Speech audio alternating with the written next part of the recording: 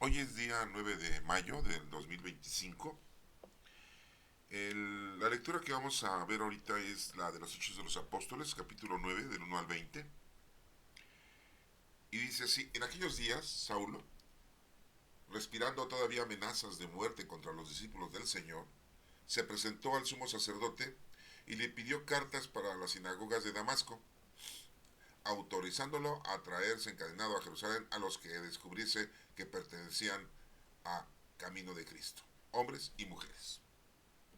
Mientras caminaba, cuando ya estaba cerca de Damasco, de repente una luz celestial lo envolvió con su resplendor. Cayó a tierra y oyó una voz que le decía: Saulo, Saulo, ¿por qué me persigues? Dijo él: ¿quién eres, Señor? Respondió: soy Jesús, a quien tú persigues. Pero levántate y entra en la ciudad, y ahí se te dirá lo que tienes que hacer. Los compañeros de viaje se quedaron mudos de estupor porque oían la voz pero no veían a nadie. Saulo se levantó del suelo y aunque tenía los ojos abiertos, no veía nada. Lo llevaron de la mano hasta Damasco. Ahí estuvo 3 días ciego, sin comer ni beber. Había en Damasco un discípulo que se llamaba Ananías. El Señor lo llamó en una visión. Ananías, respondió él. Aquí estoy, Señor. El Señor le dijo: levántate y ve a la calle llamada Recta y pregunta en casa de Judas por un tal Saulo de Tarso. Mira, está orando y ha visto en visión a un cierto Ananías que entra y le impone las manos para que le cobre la vista. Ananías contestó: Señor, he oído a muchos hablar de ese individuo y del daño que ha hecho a tus santos en Jerusalén, y que aquí tiene autorización de que los sumos sacerdotes para llevarse presos a todos los que invocan tu nombre. El Señor le dijo: anda, ve, que ese hombre es un instrumento elegido por mí para llevar mi nombre a pueblos y reyes y a los hijos de Israel. Yo le mostraré lo que tiene que sufrir por mi nombre. Salió Ananías, entró en la casa, le impuso las manos y dijo: hermano Saulo, el Señor Jesús, que se te apareció cuando venías por el camino, me ha enviado para que recobres la vista y seas lleno del Espíritu Santo. Inmediatamente se le cayeron de los ojos unas especies de escamas y recobró la vista. Se levantó y fue bautizado. Comió y recobró las fuerzas. Se quedó unos días con los discípulos en Damasco y luego se puso a anunciar en las sinagogas que Jesús es el Hijo de Dios. Esta es palabra de Dios. Honor y gloria a ti, Señor Jesús. El Evangelio es de Juan 6, del 52 al 59. En aquel tiempo disputaban los judíos entre sí: ¿cómo puede éste darnos de comer su carne? Entonces Jesús les dijo: en verdad les digo, si no comen mi carne, la del Hijo del Hombre, y no beben su sangre, no tienen vida con nosotros. El que come mi carne y bebe mi sangre tiene vida eterna, y yo lo resucitaré el último día. Mi carne es verdadera comida y mi sangre es verdadera bebida. El que come mi carne y bebe mi sangre habita en mí y yo en él. Como el Padre que vive me ha enviado y yo vivo por el Padre, asimismo, del mismo modo, el que come vivirá por mí. Ese es el pan que ha bajado del cielo, no como el de nuestros padres que lo comieron y murieron. El que come este pan vivirá para siempre. Esto lo dijo Jesús en la sinagoga cuando enseñaba en Cafarnaún. Esta es palabra de Dios. Honor y gloria a ti, Señor Jesús. Bueno, tenemos la primera lectura de los Hechos de los Apóstoles, la continuación de las otras dos lecturas que escuchamos días anteriores, en las que vimos la actuación de Saulo Pablo en contra de los cristianos, en contra de la iglesia, en contra de los primeros cristianos, de la iglesia primitiva. Y aquí estamos viendo a Pablo, que va para Damasco, y bueno, dice aquí que todavía respiraba amenazas de muerte contra los discípulos del Señor, que se presentó al sumo sacerdote y le pidió cartas para ir a las sinagogas de Damasco y que le autorizaran traerse encadenados a Jerusalén a los que descubriese que pertenecían al camino de nuestro Señor Jesucristo, hombres y mujeres. Vemos que pues va en el camino de Damasco y nos menciona la lectura que una luz celestial lo envolvió en el resplandor, cayó en tierra y se oyó una voz que decía: Saulo, Saulo, ¿por qué me persigues? Es la voz de nuestro Señor Jesucristo que está hablando. Y dijo él: ¿quién eres, Señor? Respondió: soy Jesús, a quien tú estás persiguiendo. Al perseguir a los discípulos, al perseguir a los cristianos, pues es perseguir a Cristo.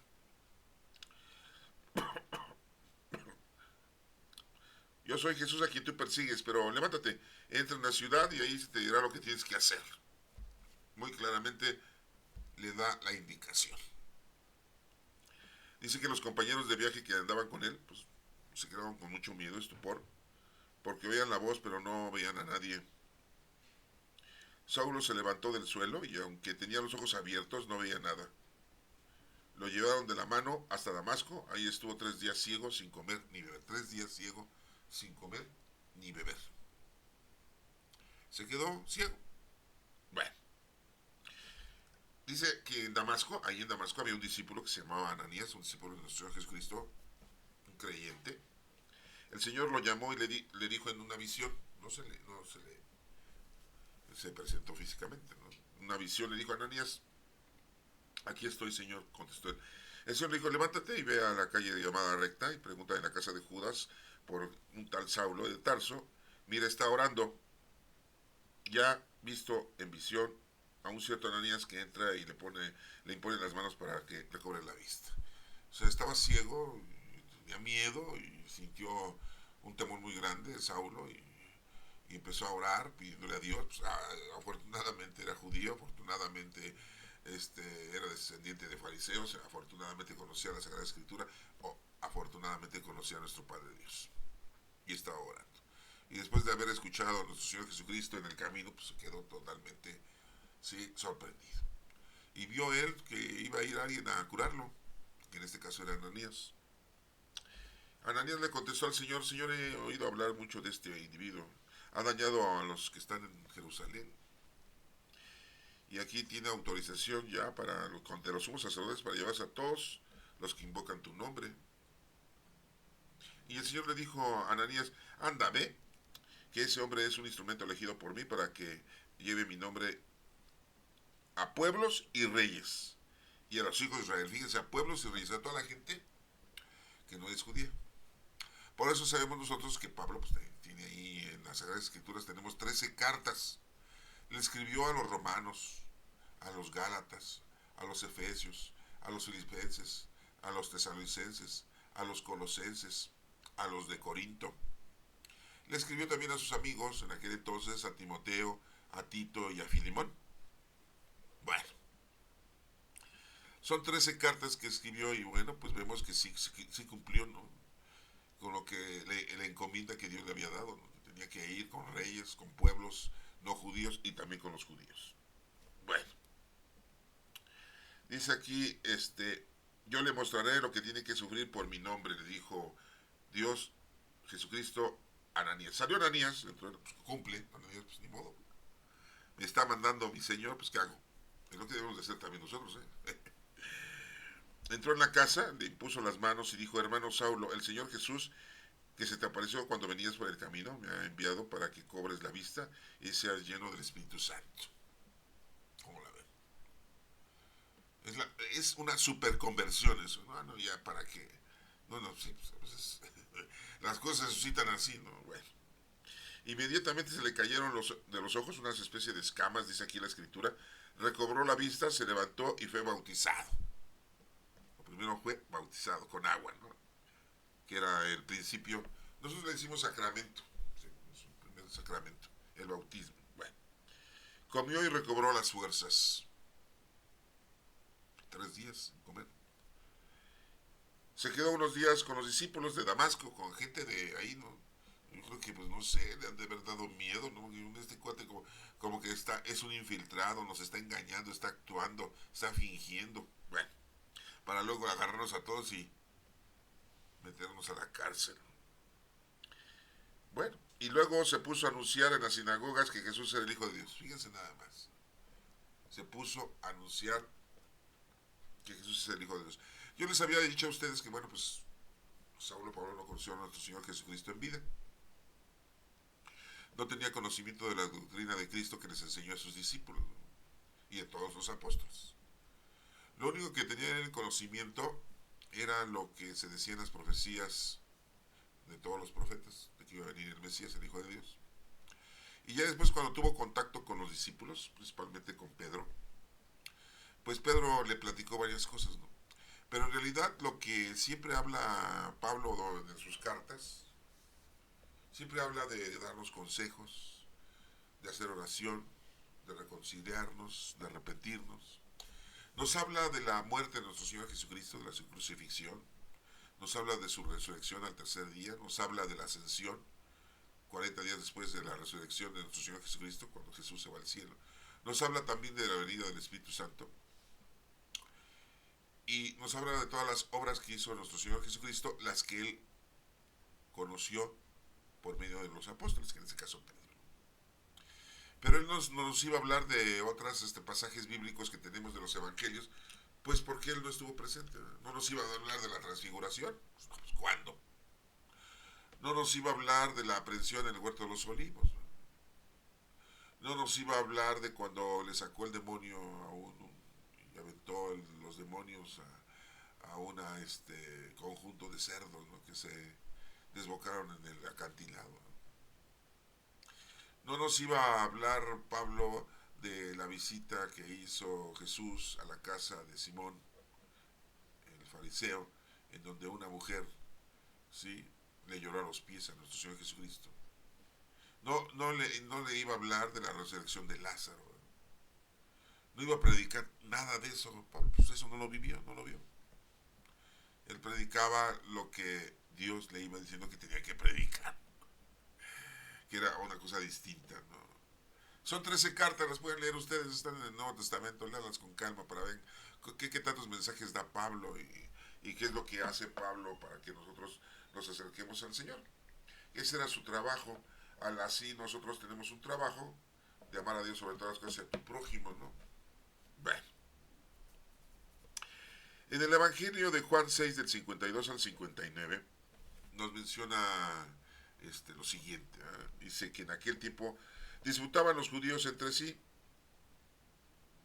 ¿Cómo puede darnos de comer su carne? Pues sí, cuando Jesucristo les dijo, coman mi carne, beban mi sangre, pues que somos caníbales o qué. No entendían el mensaje o el ejemplo, el significado, ¿no? Tenía un significado.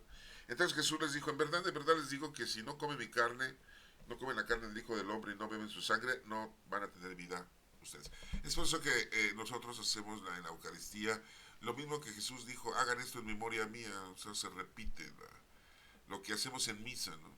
Hoy ya le decimos misa, pero en realidad pues es la repetición del sacrificio de Cristo en el Calvario, eso es la misa.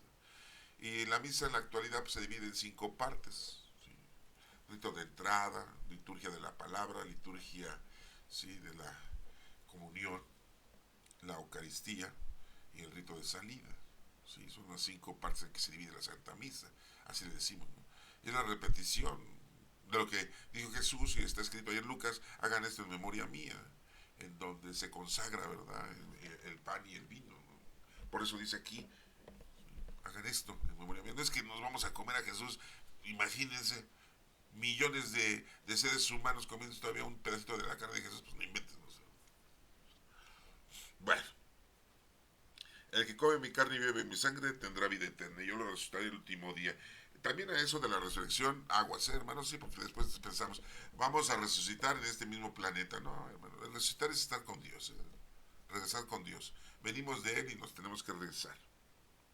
Bueno, el que come mi carne y bebe mi sangre, habita en mí y yo en él. Así lo dice Jesucristo. Estaré yo con ustedes siempre. Por eso se nos invita a que realicemos la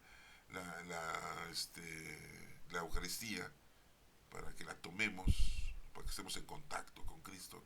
Por eso dice aquí, el que come y bebe mi sangre, habita en mí y yo en él. Claro, me van a decir ustedes, cuando voy a misa, me confieso y voy a comulgar, nada más el Padre me da la hostia, ¿no? No me da vino. Sí, ¿no? A veces lo remojan, ¿no?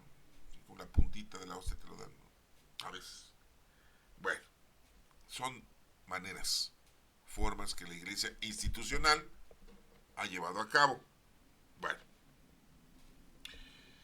como el Padre que vive me ha enviado, yo vivo por el Padre, así del mismo modo, el que me come vivirá para mí. ¿Se dan cuenta? Entonces hay que estar unidos con Cristo, y aquí pues muy claramente está diciendo que en la Eucaristía nosotros podemos estar unidos con Cristo siempre, la Sagrada Comunión. Las demás iglesias no tienen este aspecto, no lo toman de esta manera. En la Iglesia Católica lo llevamos de esta manera. Acuérdense que nuestra institución, bueno, pues la brinda de esta manera, ¿no? Sí, bueno. Este es el pan que ha bajado del cielo, no como el de vuestros padres que comieron y se murieron. El que come de este pan vivirá para siempre. Comer de Cristo es conocer su palabra, conocer su doctrina, que es el cumplimiento de todo el Antiguo Testamento, que no se cumplía. Y viene Jesucristo y lo cumple. Y por eso nos deja una nueva alianza, que es el Nuevo Testamento.